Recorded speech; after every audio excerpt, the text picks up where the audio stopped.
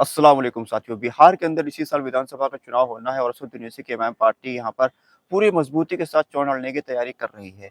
इमाम पार्टी के एक हिंदू नेता हैं जो कि काफ़ी ज़्यादा मेहनत कर रहे हैं, काफ़ी ज़्यादा नए लोगों को इमाम पार्टी में जोड़ रहे हैं और उम्मीद जताई जा रही है कि वो हिंदू नेता इमाम पार्टी के सिंबल पर चुनाव भी लड़ेंगे, जिनकी सक्रियता की वजह से यहाँ पर लालू यादव की पार्टी और कांग्रेस पार्टी को कुछ खास ये चीज़ रास नहीं आ रही कि कैसे एक हिंदू नेता, एक राजपूत नेता असद यूनिवर्सिटी का झंडा उठाकर असद यूनिवर्सिटी की पार्टी को मजबूत कर रहा है और यहाँ पर बिहार के अंदर एक नया विकल्प के तौर पर इमाम पार्टी को खड़ा करने की कोशिश कर रहा है। हालाँकि जिन हिंदू नेता की हम बात कर रहे हैं, उनका नाम है राणा रणजीत सिंह।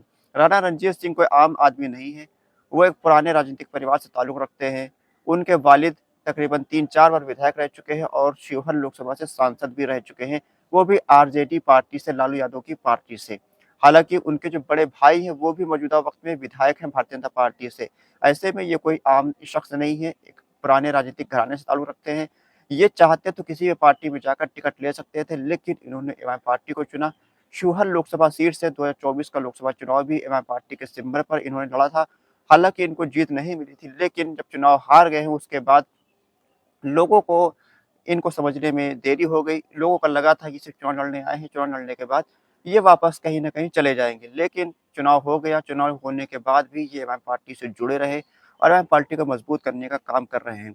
आप देख रहे हैं कि इन दिनों इफ्तार चल रहे हैं और कई इफ्तारों में इन्होंने खुद इफ्तार का आयोजन किया और यहाँ पर कई मुसलमानों को इफ्तार में बुलाया था और साथ ही साथ यहाँ पर इमाम पार्टी में कई हिंदू नेताओं को भी जोड़ने का काम राणा रणजीत सिंह की तरफ से किया जा रहा है। राणा रणजीत सिंह के ताल्लुक से खबर ये है कि ये बिहार की ढाका विधानसभा सीट से एमआईएम पार्टी के प्रत्याशी हो सकते हैं। ढाका विधानसभा सीट पर अच्छी खासी मुस्लिम वोटर्स हैं। हालाँकि यहाँ पर राजपूत समाज भी का ठीक-ठाक आबादी में है। अगर मुस्लिम और राजपूत समाज का वोट यहाँ पर मिल जाता है तो इस सीट पर राणा रणजीत सिंह चुनाव जीत सकते हैं और यहाँ पर असद यूनिवर्सिटी की पार्टी से एक पहला हिंदू विधायक जीतकर बिहार की विधानसभा पहुँच सकता है। यहाँ पर देखना होगा कि यहाँ पर इमाम पार्टी जो टिकट इनको देगी कि वहाँ के मुसलमान इनका साथ देंगे, क्योंकि मुसलमानों के अंदर एक सबसे बड़ी खामी ये है कि वो लास्ट टाइम में देखने लगते हैं कि कौन जीत रहा है, किसकी सरकार बन रही है। हालाँकि जब चुनाव हो जाता है तो हाथ मलते रह जाते हैं, लेकिन यहाँ पर राणा रणजीत सिंह एक मजबूत लीडर हैं, एक अच्छे नेता के तौर पर उभर कर आ रहे हैं। ऐसे में एक कई मजबूत विकल्प के तौर पर राणा रणजीत सिंह भी रहेंगे ढाका विधानसभा सीट से और यहाँ पर मुसलमानों का बड़ी तबका राणा रणजीत सिंह को इमाम पार्टी के सिंबल पर वोट देने को तैयार हो सकता है। आपकी क्या राय है कि इमाम पार्टी को पहला हिंदू विधायक बिहार से मिलेगा या नहीं मिलेगा? अपनी राय कमेंट बॉक्स में ज़रूर लिखिएगा। साथ ही साथ बिहार के अंदर जो चुनाव हो रहा है उसमें असद यूनिवर्सिटी की पार्टी ने 40 से 50 सीटों पर प्रत्याशी उतारने का ऐलान किया हुआ है। 40 से 50 सीटों पर जब इमाम पार्टी के प्रत्याशी उतरेंगे तो उससे सीधा नुकसान लालू यादव और तेजस्वी यादव की पार्टी को होगा, जिसका अंदेशा लालू यादव और तेजस्वी यादव को हो चुका है। इसीलिए वो इस वक़्त मुसलमानों को लुभाने की कोशिश कर रहे हैं। ख़ास करके सीमांचल के इलाके में मुसलमानों को लुभाने के लिए अवतार पार्टी में भी आए थे तेजस्वी यादव और यहाँ पर तेजस्वी यादव पटना के अंदर जो वक़्फ़ का विरोध में एक प्रदर्शन हुआ था, उसमें भी शामिल हुए थे, लालू यादव भी शामिल हुए थे। हालाँकि कुछ लोगों का मानना है कि यहाँ पर एमआईएम पार्टी से इस बार तेजस्वी यादव की पार्टी का गठबंधन भी हो सकता है। हालाँकि इसकी संभावनाएँ कम नज़र आ रही हैं, क्योंकि यहाँ पर तेजस्वी यादव जो है वो एमवाई के समीकरण पर काम कर रहे हैं, मुस्लिम और यादव वोटों की।